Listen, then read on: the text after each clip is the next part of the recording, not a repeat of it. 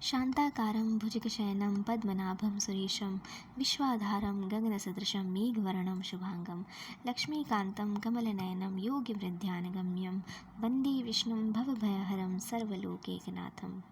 प्रभु श्री राम के परम भक्त हनुमान जी, जो अत्यंत विनम्र और मृदुभाषी थे, उन्हें कोई अवगुण छू भी नहीं सकता था।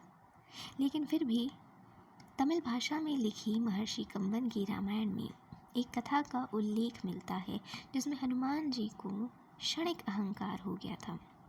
लेकिन जिनके प्रभु भगवान श्री राम हों और जिनके मन में भगवान श्री राम सदैव बसते हों, ऐसे अवगुणों से मुक्ति पाने में उन्हें देर नहीं लगती।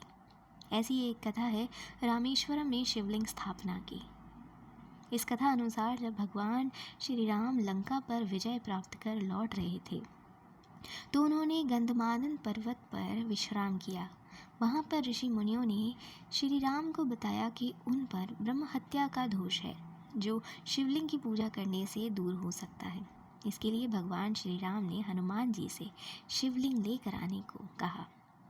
हनुमान जी तुरंत कैलाश पर पहुँचे, लेकिन वहाँ उन्हें भगवान शिव नज़र नहीं आए। तब भगवान शिव के लिए तप करने लगे। उधर मुहूर्त का समय बीता जा रहा था।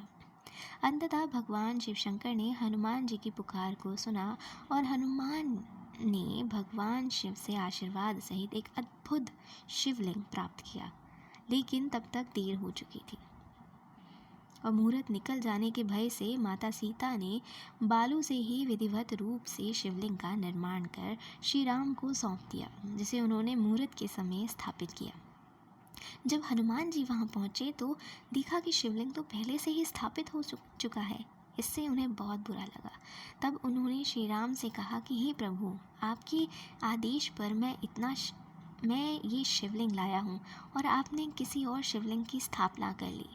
ये शिवलिंग तो केवल बालू का बना है, इसी कारण ये अधिक समय तक टिक नहीं पाएगा, जबकि मैं पाषाण से बना शिवलिंग लाया हूँ।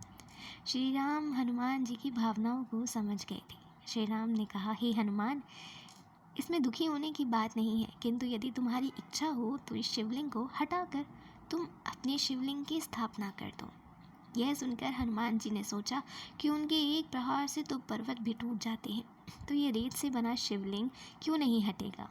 इसी अहंकार की भावना से हनुमान जी उस शिवलिंग को हटाने का प्रयास करने लगे, किंतु आश्चर्य कि लाख प्रयासों के बाद भी हनुमान जी ऐसा ना कर सके और अंततः मूर्छित होकर गंधमादन पर्वत पर बेहोश हो गए।